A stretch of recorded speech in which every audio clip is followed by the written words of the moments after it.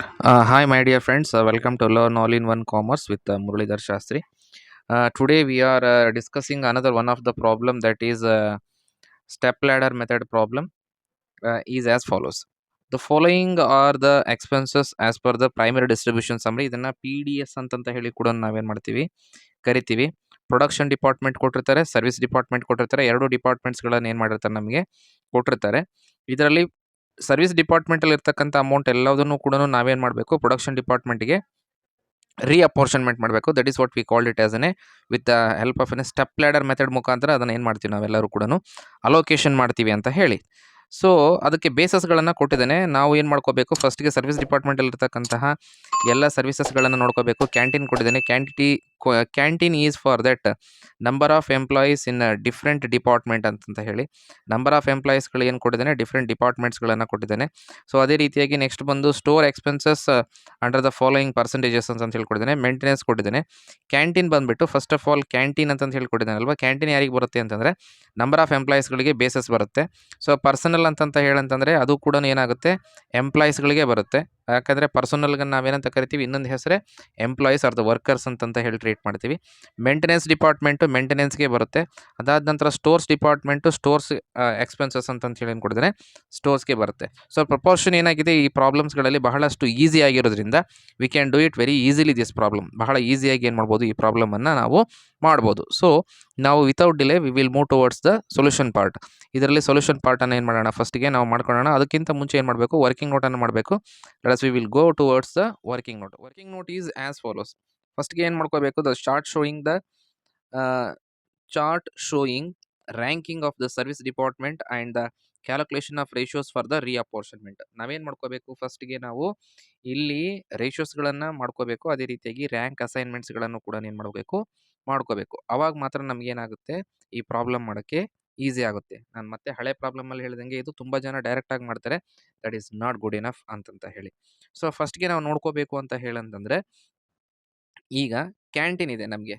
ಕ್ಯಾಂಟೀನಲ್ಲಿ ಏನಪ್ಪ ಅಂತಂತ ಹೇಳಂದ್ರಿಗಿನ ಕ್ಯಾಂಟೀನನ್ನು ನಾವೇನು ಮಾಡಬೇಕು, ಬಿಡಬೇಕು. ಈಗ ಆಲ್ರೆಡಿ ನಿಮಗೆ ಗೊತ್ತಿರೋ ಹಾಗೆ ನಾನಿಲ್ಲಿ ಏನು ಮಾಡಿದ್ದೀನಿ, ಸ್ಕ್ರೀನಲ್ಲಿ ಪ್ರಾಬ್ಲಮನ್ನು ಹಾಕಿದ್ದೀನಿ. ಸೊ ನೋಡಿ, ಕ್ಯಾಂಟೀನನ್ನು ಏನು ಮಾಡಿ, ಕವರ್ ಮಾಡಿ. ಕ್ಯಾಂಟೀನ್ಗೆ ಎಷ್ಟಿದೆ ಅಂತಂತ ಹೇಳಂದರೆ 5 ಇದೆ. ಸೊ ಆ 5ಅನ್ನು ಏನು ಮಾಡಬೇಕು, ಕವರ್ ಮಾಡಬೇಕು. ನೆಕ್ಸ್ಟ್ ಬರ್ತಕ್ಕಂಥದ್ದು ಯಾವುದು ಅಂತ ಹೇಳಂದರೆ ಪರ್ಸನಲ್, ಹೌದಲ್ವಾ. ಪರ್ಸನಲ್ಗೆ ಎಷ್ಟಿದೆ ರೇಷಿಯೋ, 20 ಇದೆ. ಸೊ ಅದೇ ರೀತಿಯಾಗಿ ಮೇಂಟೆನೆನ್ಸ್ಗೆ ಎಷ್ಟಿದೆ ಅಂತ ಹೇಳಂದರೆ 10 ಇದೆ. ಅದೇ ರೀತಿಯಾಗಿ ಸ್ಟೋರ್ಸ್ಗೆ ಎಷ್ಟಿದೆ ಅಂತ ಹೇಳಂದರೆ 10 ಇದೆ. ಅದಾದ ನಂತರ A B C, A B C ಇವು ಮೂರಕ್ಕೂ ಕೂಡ ಏನು ಮಾಡಬೇಕು, ನಾವು ರೇಷಿಯೋ ಅಲೋಕೇಶನನ್ನು ಏನು ಮಾಡಬೇಕು, ಮಾಡ್ಕೋಬೇಕು. ಸೊ ಇದಿಷ್ಟಕ್ಕೆ ಏನಂತ ಕರಿತೀವಿ ನಾವು, ರೇಷಿಯೋ ಅಲೋಕೇಶನ್ ಅಂತಂತ ಹೇಳಿ. ಸೊ ಇದಿಷ್ಟನ್ನು ನಾವೇನು ಮಾಡ್ತೀವಿ, ಕ್ಯಾಲ್ಕುಲೇಟ್ ಮಾಡಬೇಕು. ಸೊ ಕ್ಯಾಲ್ಕುಲೇಷನ್ಸ್ ಆದ ನಂತರ ಏನು ಮಾಡಬೇಕು, ಇದನ್ನು ಸಾರ್ಟ್ ಔಟ್ ಮಾಡ್ಕೋಬೇಕು. ರೇಷಿಯೋಸ್ಗಳನ್ನು ಏನು ಮಾಡಬೇಕು, ನಾವು ಸಾರ್ಟ್ ಔಟ್ ಮಾಡ್ಕೊಳ್ಳೋಣ. ಸಾರ್ಟ್ ಔಟ್ ಮಾಡ್ಕೊಂಡ್ರೆ 5 1 ಎಲ್ಲದೂ ಕೂಡ ಏನಾಗುತ್ತೆ, ಕ್ಯಾನ್ಸಲ್ ಆಗುತ್ತೆ. ಎಲ್ಲದೂ ಕ್ಯಾನ್ಸಲ್ ಮಾಡಿಕೊಂಡು ಅದಾದ ನಂತರ ನಮಗೆ ಉಳಿತಕ್ಕಂಥದ್ದು ಎಷ್ಟು ಅಂದರೆ 23. ಇದರಲ್ಲಿ ನಂಬರ್ ಆಫ್ ಡಿಪಾರ್ಟ್ಮೆಂಟ್ಸ್ 1 2 3 4 5 6 ಎಷ್ಟು ಡಿಪಾರ್ಟ್ಮೆಂಟ್ ಇದೆ, 6 ಡಿಪಾರ್ಟ್ಮೆಂಟ್ಸ್ಗಳು ಇಲ್ಲಿದೆ ಅಂತಕ್ಕಂಥದ್ದು. ಸೊ ಇದು ಒಂದೇನಾಯಿತು, ಕ್ಯಾಂಟೀನ್ ಮುಗೀತು. ಕ್ಯಾಂಟೀನ್ ಮುಗಿದಾದ ನಂತರ ಪರ್ಸೋನೆಲ್ ಅಂತಕ್ಕಂಥದ್ದು ನೆಕ್ಸ್ಟ್ ಬರುತ್ತೆ. ಹೌದಾ. ಕ್ಯಾಂಟೀನ್ ಮುಗಿದ ನಂತರ ಏನು ಬರುತ್ತೆ, ಪರ್ಸೋನೆಲ್ ಬರುತ್ತೆ. ನಾನು ಲಾಸ್ಟ್ ಪ್ರಾಬ್ಲಮಲ್ಲೇ ಹೇಳ್ದಂಗೆ ನಿಮ್ಗೇನಾಗುತ್ತೆ, ಒಂದು ಸಾರಿ ನಾವು ಯಾವುದಾದ್ರೂ ಕೂಡ ಕವರ್ ಮಾಡಿ ಅಂದರೆ ಈಗ ಪರ್ಸನಲ್ ಏನು ಮಾಡಿದ್ವಿ, ನಾವು ಕವರ್ ಮಾಡಿದ್ವಿ ಅಂದರೆ ನೆಕ್ಸ್ಟ್ ಟೈಮು ಅದೇ ಆ ಓವರ್ ಹೆಡ್ಡಲ್ಲಿ ಆ ಬೇಸ್ ಬಂದಾಗ, ಓಕೆ, ಆ ಬೇಸ್ ಬಂದಾಗ ರೀಅಪೋರ್ಷನ್ಮೆಂಟ್ ಬೇಸಸ್ಗಳು ಬಂದಾಗ ಅವನ್ನ ನಾವು ಕನ್ಸಿಡರ್ ಮಾಡೋದಿಲ್ಲ. ಪ್ರಾಬ್ಲಮಲ್ಲಿ ಕನ್ಸಿಡ್ರೇಷನ್ಗೆ ತೊಗೊಳೋದೇ ಇಲ್ಲ. ಹಾಗಿದ್ರೆ ಇವಾಗ ಏನಾಯಿತು, ಕ್ಯಾಂಟೀನ್ ಕ್ಯಾನ್ಸಲ್ ಆಯಿತು. ಈಗೇನು ಬರುತ್ತೆ, ಪರ್ಸನಲ್ ಕ್ಯಾನ್ಸಲ್ ಆಯಿತು. ನೋಡಿ ಮೇಲ್ಗಡೆ 20 ಅಂತಕ್ಕಂಥ ತೊಗೊಂಡಿರ್ತಕ್ಕಂಥ ವ್ಯಾಲ್ಯೂ ಯಾವುದಕ್ಕೆ ಸಂಬಂಧಪಟ್ಟಿದ್ದು ಅಂತಂದರೆ ಈ ಪರ್ಸನಲ್ಗೆ ಸಂಬಂಧಪಟ್ಟಿರ್ತಕ್ಕಂಥದ್ದು. ಸೊ ಪರ್ಸನಲ್ಲು ಕೂಡ ಏನಾಗುತ್ತೆ, ಕ್ಯಾನ್ಸಲ್ ಆಗುತ್ತೆ. ಪರ್ಸನಲ್ಲು ಕ್ಯಾನ್ಸಲ್ ಆಯಿತು ಅಂತ ಹೇಳಂದರೆ ನೆಕ್ಸ್ಟ್ ಉಳಿತಕ್ಕಂಥದ್ದು 10. ಸೊ ಅದೇ 10ಅನ್ನು ಇಲ್ಲಿ ಸಬ್ಮಿಟ್ ಮಾಡಿದ್ದೀನಿ. ನೆಕ್ಸ್ಟ್ 10, ಆ 10ಅನ್ನು ಇಲ್ಲಿ ಸಬ್ಮಿಟ್ ಮಾಡಿದ್ದೀನಿ. 25 ಹಾಕಿದ್ದೀನಿ. 30 ಹಾಕಿದ್ದೀನಿ. 20 ಹಾಕಿದ್ದೀನಿ.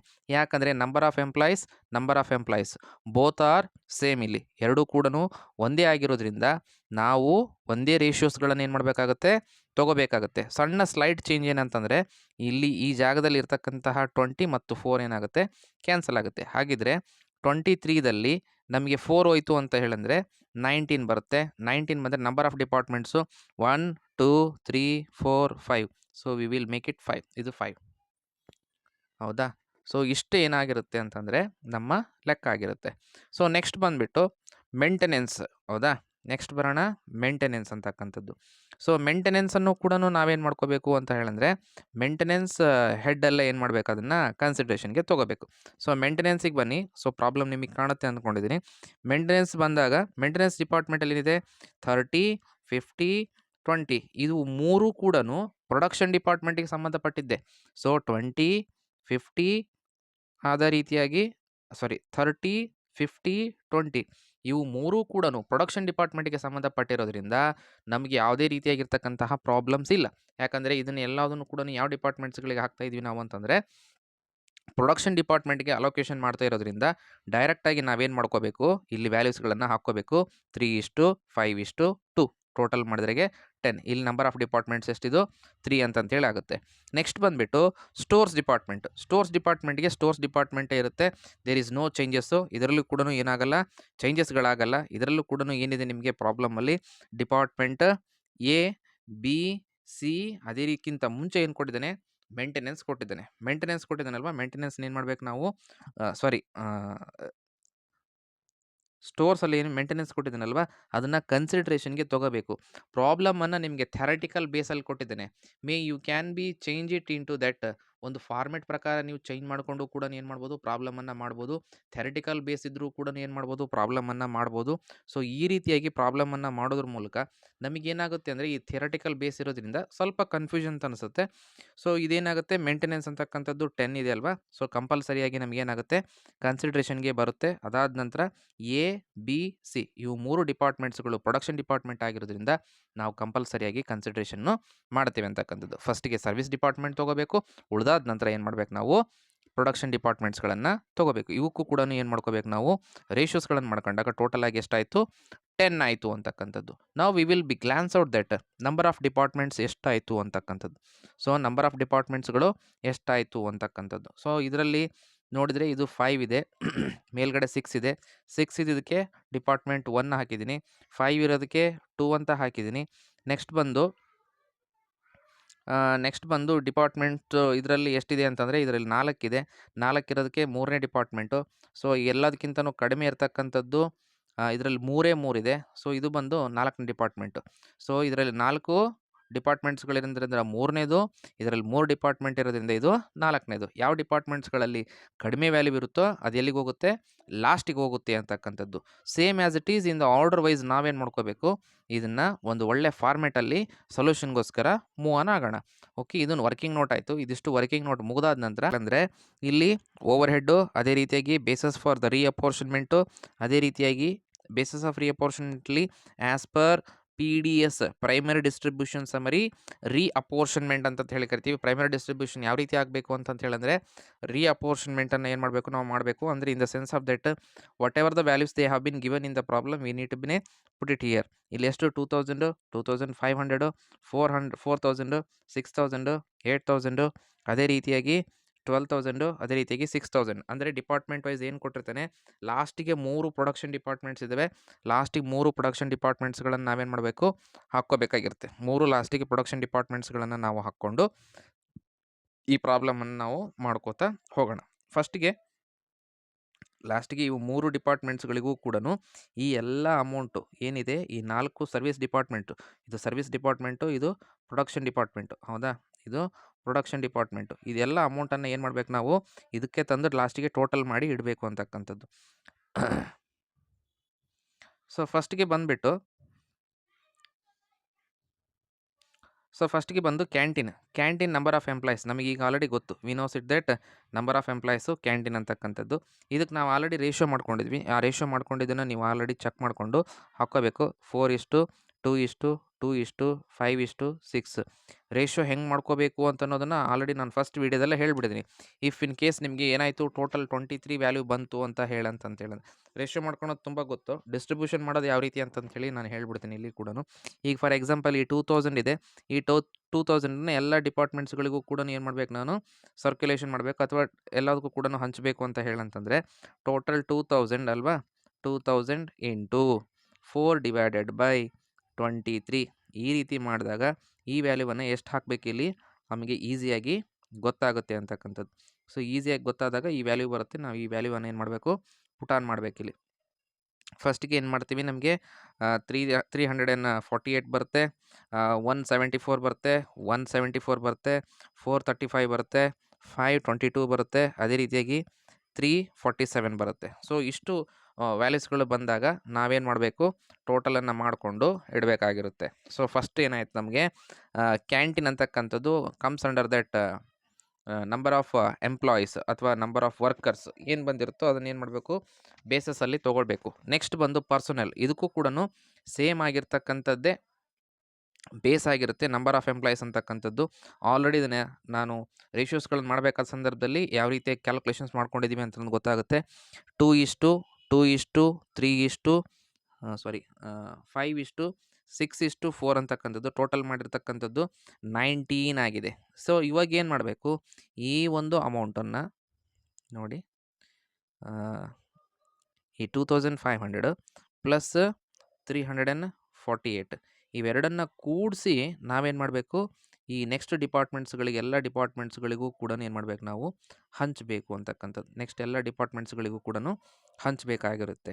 ಸೊ ನಿಮಗೆ ಆಲ್ರೆಡಿ ನಿಮಗೆ ಈ ರೇಷಿಯೋ ಯಾವ ರೀತಿ ಮಾಡಿಕೊಂಡು ಕ್ಯಾಲ್ಕುಲೇಷನ್ಸ್ ಮಾಡಬೇಕು ಅನ್ನೋದು ಗೊತ್ತಿರುತ್ತೆ. ಸೊ ಅದ್ರ ವ್ಯಾಲ್ಯೂಸ್ಗಳು 300, ಅದೇ ರೀತಿಯಾಗಿ 749, 899, 600. ಸರ್ ನಾವು ಮಾಡಿದರೆ ಪ್ರಾಬ್ಲಮಲ್ಲಿ ಸ್ವಲ್ಪ ಫ್ರ್ಯಾಕ್ಷನ್ ಬರ್ತಾ ಇದೆ ಸರ್. ಸೊ ಫ್ರ್ಯಾಕ್ಷನ್ ಬಂತು ಅಂತಂದ್ರೆಗಿನ you can be make it as a round up. ಒಟ್ಟು ಟೋಟಲ್ ವ್ಯಾಲ್ಯೂಸ್ಗಳಿಗೆ ಏನಾಗಬೇಕು, ರೌಂಡ್ ಅಪ್ ಮಾಡ್ತಾ ಹೋಗ್ತಾನೆ ಇದ್ದರೆ ನಿಮಗೆ ಆನ್ಸರ್ ಏನಾಗುತ್ತೆ, ಕರೆಕ್ಟಾಗಿ ಬರುತ್ತೆ. ಸೊ ನೆಕ್ಸ್ಟ್ ಬಂದುಬಿಟ್ಟು ನೋಡಿ, ನಾನು ಇಲ್ಲಿ ಮುಗೀತು ಅಂದ ತಕ್ಷಣ ಈ ರೀತಿಯಾಗಿ ಸ್ಟೆಪ್ ಲ್ಯಾಡರ್ ಅಂತಂತೇಳಿದ್ರೆ it should be looks like as an a ladder. Steps ಅಂದರೆ ಯಾವ ರೀತಿ ಸ್ಟೆಪ್ಸ್ ಇರುತ್ತಲ್ವ, ಅದೇ ರೀತಿಯಾಗಿ ನೋಡಿ ಅದೇ ರೀತಿಯಾಗಿ ಇದು ಸೊಲ್ಯೂಷನ್ ಇರುತ್ತೆ ಅಂತಕ್ಕಂಥದ್ದು. ಈ ರೀತಿಯಾಗಿ ನಾವು ಸೊಲ್ಯೂಷನನ್ನು ಮಾಡ್ಕೊಂಡು ಹೋಗಬೇಕು. ಮೂರನೇದು ಬಂದು ಸ್ಟೋರ್ಸ್. ಹೌದಾ, ಮೂರನೇದು ಬಂದು ಏನಾಗಿರುತ್ತೆ, ಸ್ಟೋರ್ಸ್ ಅಂತಂದು ಹೇಳಿ ಕರಿತೀವಿ. ಸ್ಟೋರ್ಸಿಗೆ ಬಂದು ನಂಬರ್ ಆಫ್ ಡಿಪಾರ್ಟ್ಮೆಂಟ್ಸ್ ಎಷ್ಟು ಅಂತಂದರೆ 4.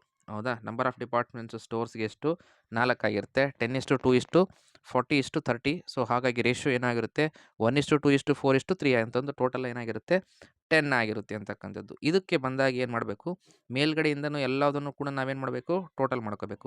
4000, 174, 300 ಟೋಟಲ್ ಮಾಡಿಕೊಂಡು ನಾವೇನು ಮಾಡಬೇಕು, ಇಲ್ಲಿ ಟೋಟಲ್ ವ್ಯಾಲ್ಯೂವನ್ನು ಸಬ್ಮಿಟ್ ಮಾಡಬೇಕು. ಸಬ್ಮಿಟ್ ಮಾಡಿ ಮತ್ತೆ ಏನು ಮಾಡಬೇಕು, ಈ ವ್ಯಾಲ್ಯೂವನ್ನು ಇನ್ ದ ಸೆನ್ಸ್ ಆಫ್ 4,474 4,000 ವ್ಯಾಲ್ಯೂ ಬರುತ್ತೆ, 447 ಬರುತ್ತೆ. ನೆಕ್ಸ್ಟು 447 ಇಂಟು 2 ಡಿವೈಡೆಡ್ ಬೈ 10 ಮಾಡಬೇಕು, ನಮಗೆ 895 ಬರುತ್ತೆ. ಸೊ ಈ ರೀತಿ ಎಲ್ಲ ಕ್ಯಾಲ್ಕುಲೇಷನ್ಸ್ಗಳನ್ನು ಮಾಡ್ಕೊತ ಹೋಗಬೇಕು.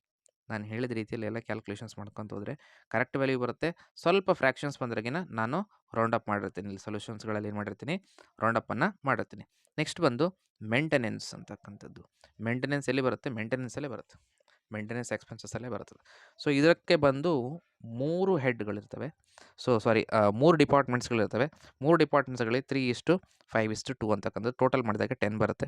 ಸೊ ಇದ್ರದ್ದು ಟೋಟಲ್ ಯಾವ ರೀತಿ ಅಂತಂದರೆ ಮೇಲ್ಗಡೆ ಇರ್ತಕ್ಕಂಥ ಎಲ್ಲ ವ್ಯಾಲ್ಯೂಸ್ಗಳನ್ನು ತೊಗೊಂಡು ಬಂದು ನಾನೇನು ಮಾಡಿರ್ತೀನಿ, ಇಲ್ಲಿ ಟೋಟಲನ್ನು ಮಾಡಿರ್ತೀನಿ. ಸೊ ಹಾಗಾಗಿ ನಮಗೆ 6,921 ಅಂತಕ್ಕಂಥ ಒಂದು ವ್ಯಾಲ್ಯೂ ಬರುತ್ತೆ. ಇದಕ್ಕೂ ಕೂಡ ನಾವೇನು ಮಾಡಬೇಕು, ರೇಷಿಯೋ ಪ್ರಕಾರ ಹಂಚಿಕೆ ಮಾಡಿದಾಗ ಈ ವ್ಯಾಲ್ಯೂಗಳು ನಮಗೇನಾಗುತ್ತೆ, ಸಿಗುತ್ತೆ ಅಂತಕ್ಕಂಥದ್ದು.